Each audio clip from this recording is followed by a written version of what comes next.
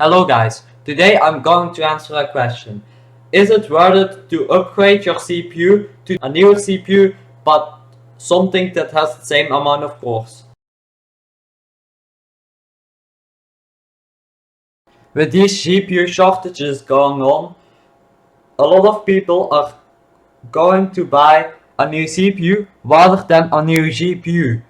But not everyone has the money for a CPU based on the latest architecture.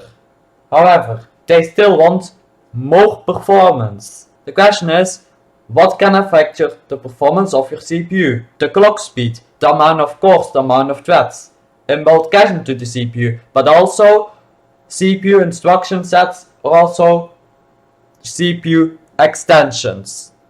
But what if you're limited to the same amount of cores as your current CPU? To demonstrate what I mean, I decided to take an old laptop out of the basement. This is a Toshiba Satellite A100. This laptop is pretty old. It has an Intel Core Duo T2300, 1GB of DDR2 RAM, a 120GB hard drive and Intel GMA graphics. Laptops like these are still widely used within the world, so at least it's a bit relevant. With the same amount of cores you can get an improvement in terms of clock speed or in terms of architecture. I tried out two benchmarks on the old CPU and on the newer CPU. So on the T2300 I started off with Cinebench 2003. I got 242 points for CPU single core and I got 445 points for CPU multi-core. For Cinema 4D shading I got 284 points. For OpenGL software L probably stands for layer. For OpenGL hardware layer I got 926 points. And now I'm going to show the results of Cinebench 2003 with the Intel Core 2 Duo T7200.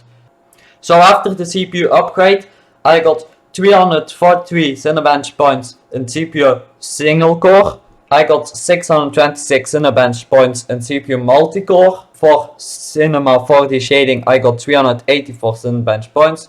For OpenGL software layer I got 1160 points. And for OpenGL hardware layer I got 1371 points.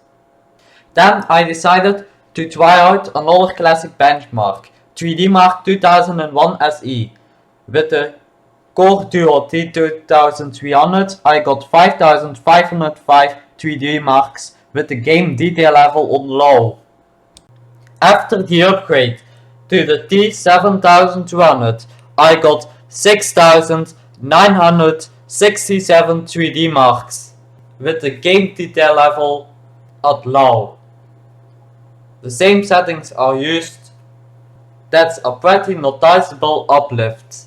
So with upgrading so the conclusion is, if you upgrade to a newer CPU with the same amount of cores, well, then you still get a noticeable performance uplift. You will get a better architecture, which means that you can get more instructions per clock. Your CPU will be more efficient. You will often have more cache on your CPU. And if your CPU has inbuilt graphics, then you will have better inbuilt graphics. And let's not forget about CPU instruction sets, or also called CPU extensions. So the T2300 was a real potato. It didn't even support 64-bit instructions. So for modern operating systems and modern programs, this means that you often can forget about it. But the T7200 supports it, which is an advantage. The T7200 also has a higher clock speed. So I went from 1660 MHz to 2000 MHz. Combine all those little things together and you'll get something big or noticeable. A CPU upgrade to the same amount of cores can be worth it, but if you want to upgrade, you need to get yourself a CPU with a higher clock speed or with a newer architecture. So for example, the Intel Core Duo T2300 to the T7200. This meant an upgrade in terms of the architecture, but also in terms of the clock speed. So this is an upgrade.